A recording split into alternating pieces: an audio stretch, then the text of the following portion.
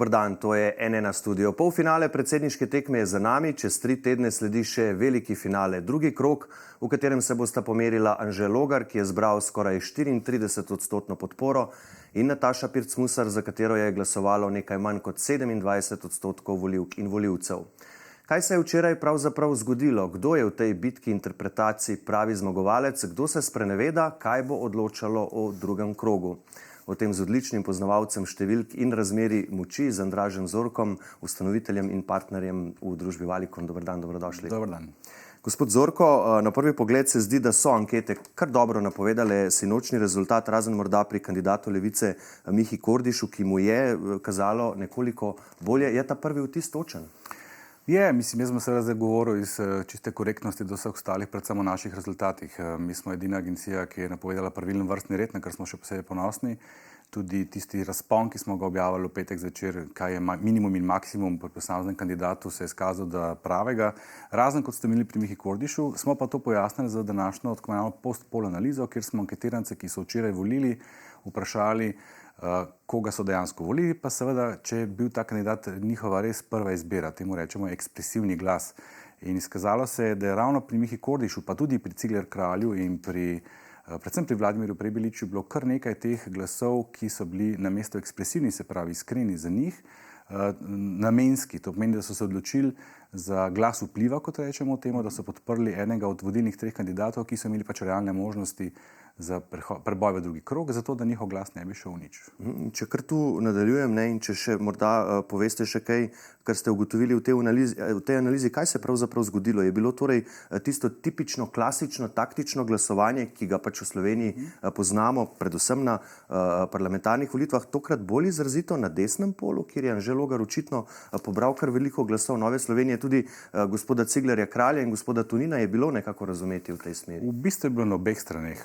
Mi, ko smo zračunali, kakšen bi bil rezultat tako Mihe Kordiša kot Cigler Kralja, bi bil tako rekoč enak in bi bil blizu 7%, če bi se vsi volivci, katerim ta dva kandidata predstavljata prvo izbiro, odločili za njiju. Skratka, na obeh straneh je prihajalo do tega. Moram pa poudariti, da tu ne gre za tisto klasično taktično glasovanje, kot smo ga vajeni iz državnozborskih volitev, kjer prihaja do teh prehajanj predvsem v zadnjih dnevih, ampak gre za tisto neko res to ekspresivno prvo izbiro, ki se je zgodila že mogoče 2-3 tedna pred tem. Skratka, tako Cigler Kralj kot Kordiš sta bila v resnici izgubljena že 3 tedne nazaj, ne šele par dni oziroma ne šele včeraj. Zdaj, zmagovalec Anže Logar je pri 51% volilni udeležbi zbral dobrih 12.000 glasov več kot njegova stranka SDS na aprilskih parlamentarnih volitvah, kjer pa je bila udeležba kar 71%. Kaj nam to pove? To je zelo zanimiv rezultat in jaz mislim, da je tudi najbolj pomenljiv rezultat teh zadnjih volitev. Udeležba je bila približno nekaj čez 2/3 tiste, kot smo videli aprila. Anže Logar pa je pri tej udeležbi uspel sam zbrati 12.000, 13.000 več glasov kot njegova stranka oziroma stranka, iz katere prihaja. To je zelo dober indikator, kaj pomeni ta radikalizacija te stranke v zadnjih letih, ki ima zaradi tega tako omejen domet, da tudi takrat, ko imamo tako rekoč rekordno volilno udeležbo, ne preseže svojega standardnega dometa, medtem ko je pa Anžetu Logarju to uspelo že v prvem krogu teh volitev. Kaj pa, če recimo njegov rezultat primerjamo z rezultatom Romane Tomc, prav tako formalno neodvisne kandidatke s podporo SDS leta 2017. Takrat je v veliko hujši konkurenci v predsedniku Pahorju, ki je kandidiral za drugi mandat, je bil tu še Marjan Šarec, ki je prvič v bistvu takrat nastopal v državni politiki. Recimo Romana Tomc je takrat zbrala 13,7% glasov oziroma slabih 103.000 glasov. Poleg nje bi tu in ostalih, ki ste jih omenili, bi tu omenil še Ljudmilo Novak, ki je tu takrat kandidirala. Takrat so bili glasovi bistveno bolj razpršeni. Kakor se jaz spomnim tiste kampanje, ni bilo tako aktivnega pristopa strani njene stranke, bila je bolj proforma, kot pa da bi si zares želeli, da Romana Tomc pride v drugi krog. Jaz mislim, da je takrat bil glavni cilj predvsem to, da je boljša od Ljudmile Novak. Bil je pa tudi ta moment Šarec, kot ste sami omenili. Šarec je takrat se prvič pojavil na prizorišču z neko retoriko, jaz nisem ne lev ne desen, oziroma sem lahko eno in drugo. Poleg tega, da smo imeli predsednika Pahorja, ki je že takrat združeval glasove tudi z desne strani. In je takrat že skoraj v prvem krogu zmagal, malo je manjkalo. Zdaj, sinoči sem se v Logarjevem štabu s kolegi novinarji šalil, da je edino vprašanje, ki je v bistvu enako kot na vseh parlamentarnih volitvah, to, ali bo prišel in kdaj bo prišel Janez Janša, ali bo kaj povedal, če bo kaj povedal. No, na koncu je prišel, ker je bil povabljen strani Anžeta Logarja, povedal ni ničesar, vsaj za javnost ne. Je bila poteza, da Janša v kampanji ne sodeluje, potem pa se pojavi v štabu dobra? Moje mnenje je, da glede na ta rezultat, ki smo ga videli včeraj, ki ga je dosegel Anže Logar, glede na to, koliko se v tem obdobju v to kampanjo vmešaval, da tako rečem, Janez Janša, je, da manj kot bo Janša sodeloval v tej kampanji, bolje za Anžeta Logarja. Anže Logar je eden redkih, če ne celo edini iz te stranke, ki lahko preseže standardni okvir, standardni krog volivcev te stranke, kar je nedvomno včeraj dokazal. Bolj kot se bo Janez Janša oglašal, in očitno se bo, ker se je oglasil že danes za neko retoriko, ki spominja na neko drugo retoriko, ki smo jo bili zadnje časa priča, pa ne v tej kampanji, slabše bo za Anžeta Logarja. Namreč ne, da Anžetu Logarju zaradi tega ne bi uspelo pridobiti več drugih glasov. On je sposoben dobiti še kar nekaj glasov izven tega njihovega standardnega dometa. Ne nazadnje lahko računa na več ali manj vse glasove, ki so podprli Cigler Kralja.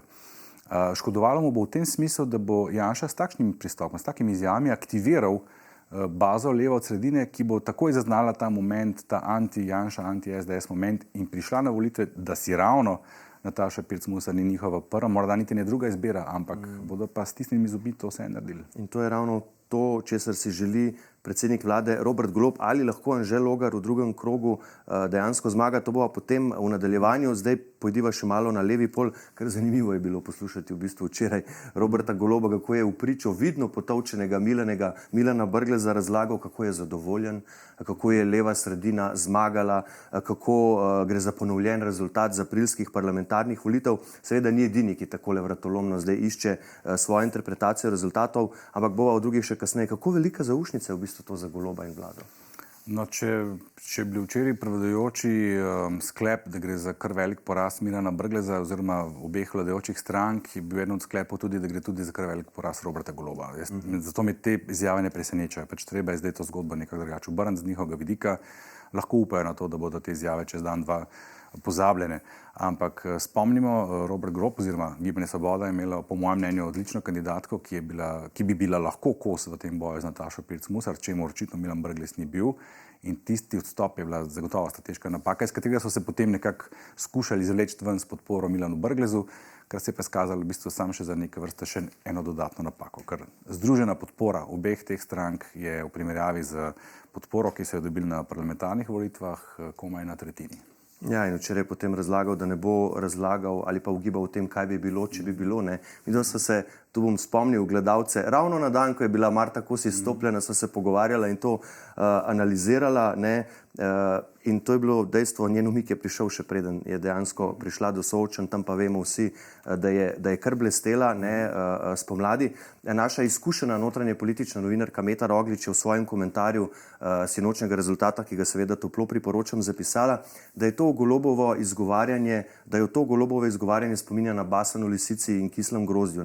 Pa že predtem je Nataši Pirc Musar in njenima podpornikoma, nekdanjima predsednikoma Milanu Kučanu in Danilu Türku Golob sporočal, da rušijo levo sredino in da potem zmagujejo mračne sile. To je bilo sredi prejšnjega tedna. Zdaj pa pravi, da je prav, da so volivci leve sredine imeli izbiro.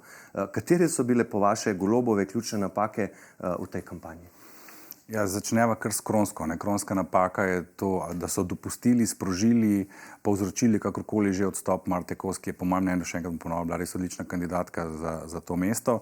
Vse te izjave, pa pogledajte, to lahko damo v kontekst tudi marsikatere druge čudne izjave ali pa napovedi, ki se je pojavila par dni pred volitvami. Naprimer, napoved neke od agencij, da je med Natašo Pirc Musar in Milanom Brglezom samo 0,5% razlike, kar je zvenelo kot neko nagovarjanje bazi Milana Brgleza, pa se je potem izkazalo kot hudo zgrešena napoved, razlika na koncu je bila, mislim, da 12 točk.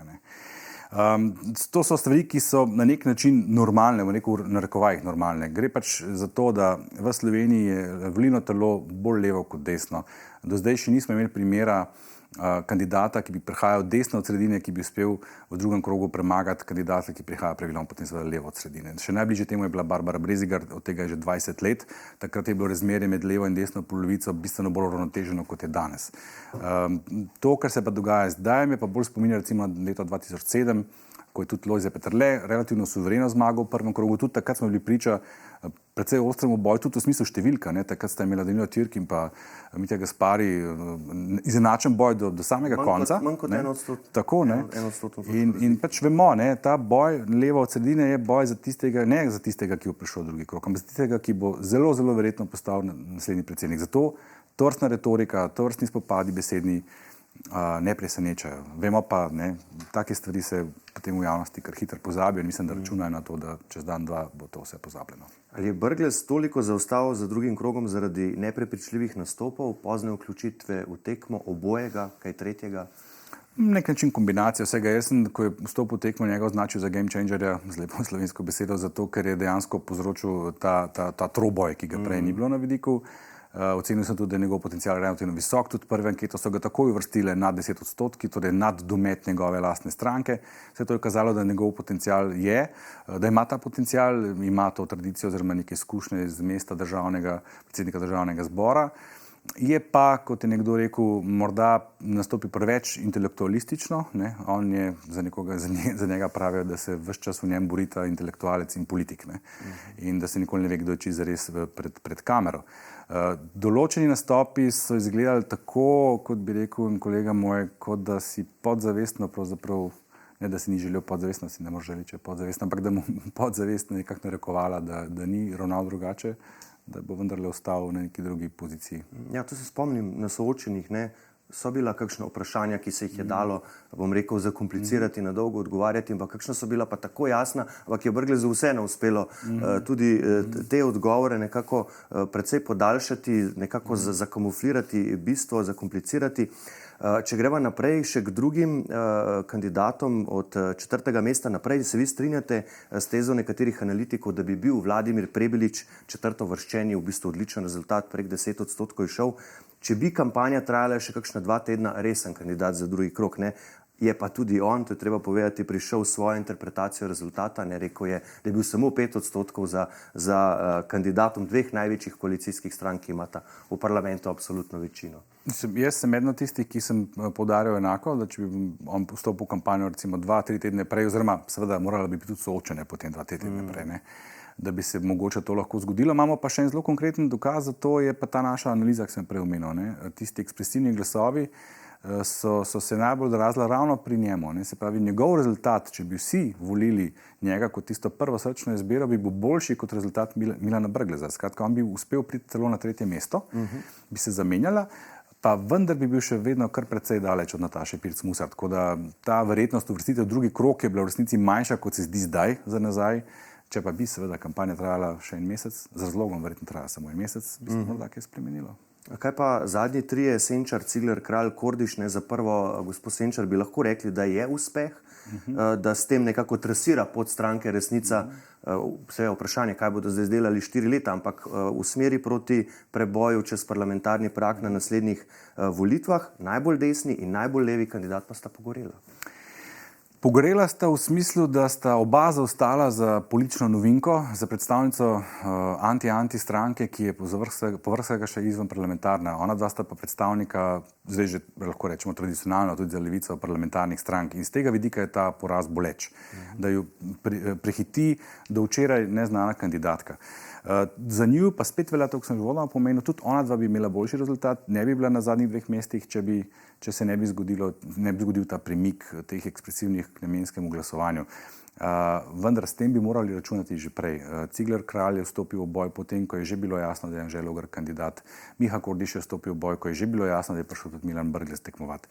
Ti dve stranki bi morali biti dovolj pametni in strateško modri, da bi ugotovili, da to pomeni prelivanje glasov od enega k drugemu, seveda od koga k komu, in bi morali računati s tem. Morda so pa vendarle podcenjevali Sabino Senčar, morda so računali takrat še na odstopljenega oziroma izstopljenega Bezniškega mlajšega, da ne bosta zadnja. To je kar njihova krivda, to sem hotel povedati, slab premislek.